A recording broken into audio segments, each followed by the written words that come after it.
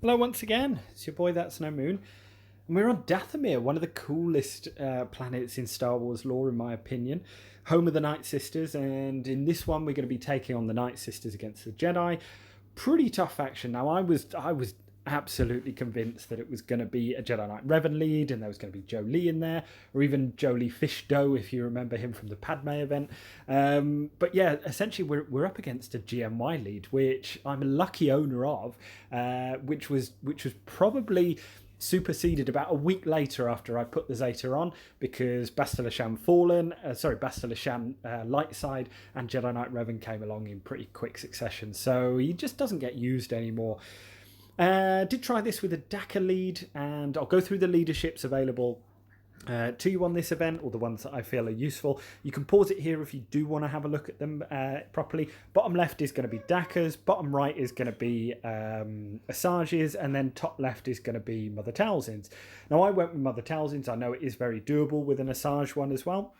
But essentially I feel that the key to this event is spreading the damage and also clearing the buffs after. So if you've got a plague coming up, then it's fine to clear the buffs.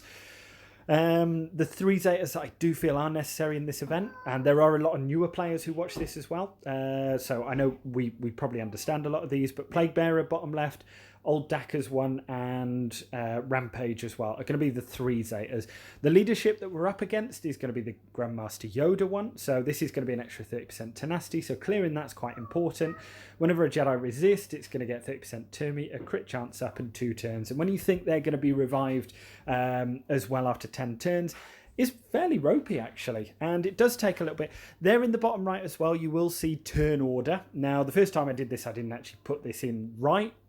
But I've got a whole host of these. My last Grand Arena opponent was kind enough to share this. He's done a whole list of teams on the Discord. If you do want to join the Discord, down below is the link, and to have a look at all the best ways to line up your teams, because yes, they do make a difference on multi-attacks. So that means where people are attacking 2 or 3 times in a row sort of thing.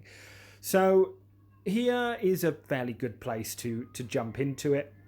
Again, this took time, and essentially I felt there was no real danger. Daka didn't really die too much.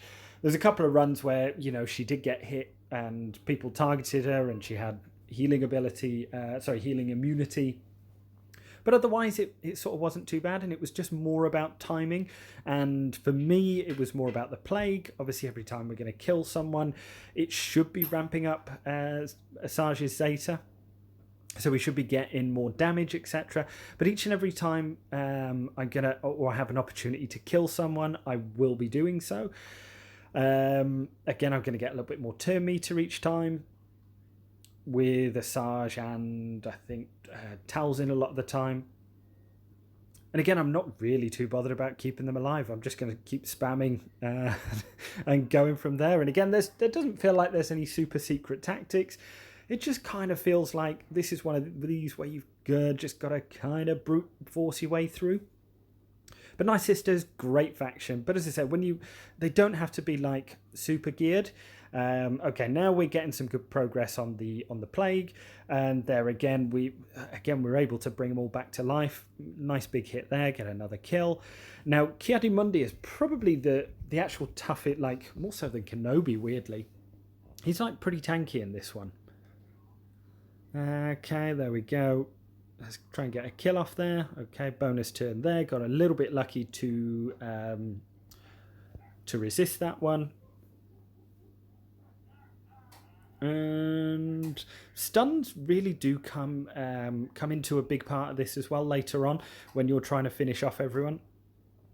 So here it really is a case of splitting the damage, but also trying to focus down people as well and get quick kills in succession. So here I'm sort of pretty close. I've got 4 turns left, 3 turns left, and again plague, I've got a nice big stack of plague, so he should be disappearing anytime soon. Ding, there we go. So I'll have a look at the mods and we'll go into another run and see how it goes. And okay, yeah, we're going to collect up all our, there was a great comment in the last video, collect up all our burritos. So yeah, that's great. We were pretty much able to max this one without anything ridiculous. I'll show you the mods that I used, and our Mother Talzin, obviously the leadership. There, if you do want to pause here, you can do as well. So speed-wise, about 100 extra speed. No real need for any extra potency. She's going to get another 50% potency from her leadership. Zombie definitely needs a remod. Horrendous health and okay speed, 228. Essentially won't be doing a huge amount in the event. Asajj doesn't need to be anything fancy. But you'll also notice there's a little bit of conversation that I did want to go back to. That again, this may be a little bit boring, but I felt that going back to a post that I saw, this must have been years ago, like 2-3 years ago, where I saw a post that if a character deals special damage or they deal physical damage, if it's physical damage, they should have, I think it was crit damage, and if it was special damage, they should have offense mods on them. I can't remember exactly, but there is a way of seeing what you need, and obviously if you click on the abilities that are attacking, you'll be able to see there. I can't for the life of me remember it though, but that's just by the by, basically.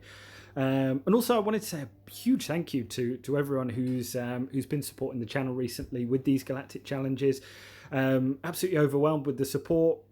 Very nearly at 700 subscribers. So if you are enjoying, you do want to see more Star Wars Galaxy of Sorry, I'll start again. If you do want to see more Star Wars Galaxy of Heroes videos, make sure to hit that like button, make sure to hit that subscribe button. And as I said, there is the Discord link down below. So here I felt that the plagues of the stacks of plague rather, came into their own.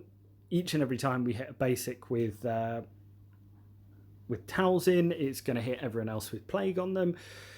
So it felt like fairly in control. It didn't feel too bad. Woof, that was a big hit from Ahsoka.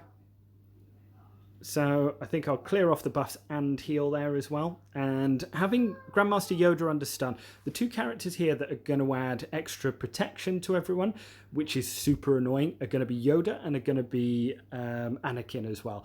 If you can get these guys under stun, it gives you a huge advantage because there isn't going to be a huge amount of extra protection to go through as well. So I found that by controlling them, hopefully, but again, I know you've got a taunt under Kenobi and you've got one under Ki-Adi-Mundi as well. So as I said, it felt a little bit brute forcey. It didn't feel like great. It just felt like one of those things. I think I remember something about Grandmaster Yoda's also immune to shock on this. So reading his leadership was actually fairly interesting, and I think it's actually got some weirdly practical applications, especially coming up in a 3v3 as well. So I've got 3 turns there, as I say. I'm not going to panic too much because I'm going to be revived here, so that's fine. And as I said, there's essentially no real danger. But yeah, with that Zeta on Daka, very rarely will she die off anyway. Okay. And start hitting those plagues again, and yeah, essentially, as I said before, this felt like a little bit brute force. Should be fine for people. I think the one worst character was definitely Ki-Adi-Mundi, just because of his protection. Okay, so we got rid of another one here, and if I can like focus him down, and also if I can get a stun, that would be great as well. Nope. And yeah, there goes. So it is a little bit annoying. I probably would wait for cleansing until like here. So I would wait till Yoda goes before cleansing off everyone. And then by the time it comes back around again, you should be able to just get rid of those buffs straight away again. So you can see here, obviously, no buffs. We're able to get plenty of kills. Daka's able to survive, and we're also having like plenty of turns with Asajj as well. So hit those plagues, hit those AoEs, and yeah, there we go. Probably hit it a little bit prematurely there, but as I say, it's all about just balancing it out. So as I said, no super secret strats here, just a bit of good old-fashioned brute force. So we should be coming up to the end of this now. Taunt is a little bit annoying on that one. But as I say, you can see that Plague is all around the board. If I can get rid of General Anakin, also his bonus turns disappear. Ahsoka, of course, gives bonus protection, so let's get rid of that one. That was useful. So, as I said, it feels like you have to get a little bit lucky with timing as well.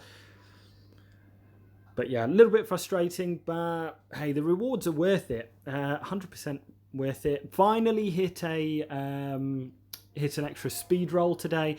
Got an extra +6 onto a 20 mod, I think it was. So got a nice mod out of that one.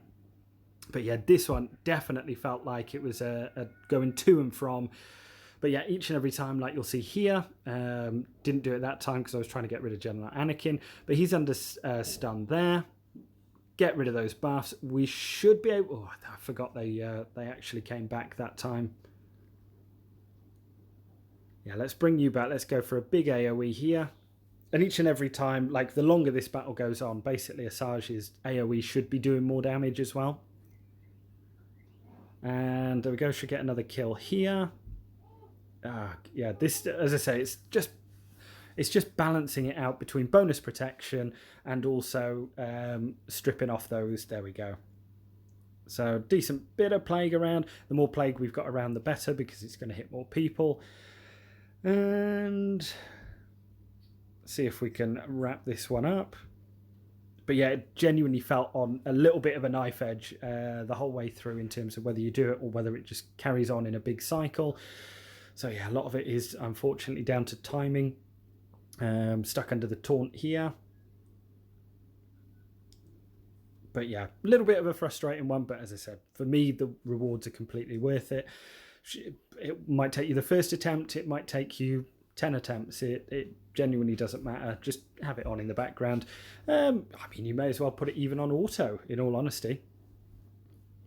So we should be coming up to a decent amount of stacks of Plague here. We should start be able to kill them off as well. And right then, let's start hitting that basic. Let's bring everyone back. Let's try and take out a good chunk of Kiadi Mundi there. But yeah, if you have a better strategy, by all means, as I said, this isn't really a strategy. This is how I did it.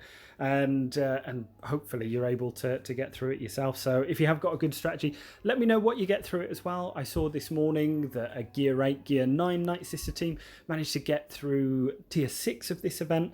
So that's absolutely incredible for everyone who's hasn't really developed out Nightsisters yet. So 100% worth doing this. Even if you don't think you can do the event, chances are you probably can, and you can get good rewards off it as well. So here we go.